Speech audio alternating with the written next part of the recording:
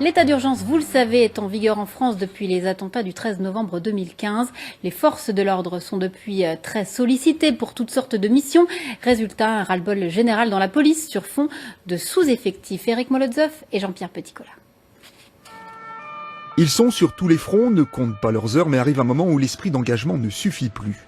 Dans le cadre de l'état d'urgence, les policiers de l'agglomération de Nancy voient leur domaine d'intervention se multiplier.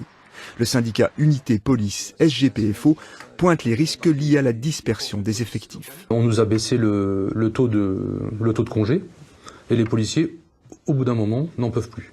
Donc les missions se multiplient. On a des unités comme les unités d'appui de Nancy qui sont amenées de plus en plus à se déplacer dans d'autres villes pour appuyer d'autres commissariats, par exemple en suivant les matchs de foot.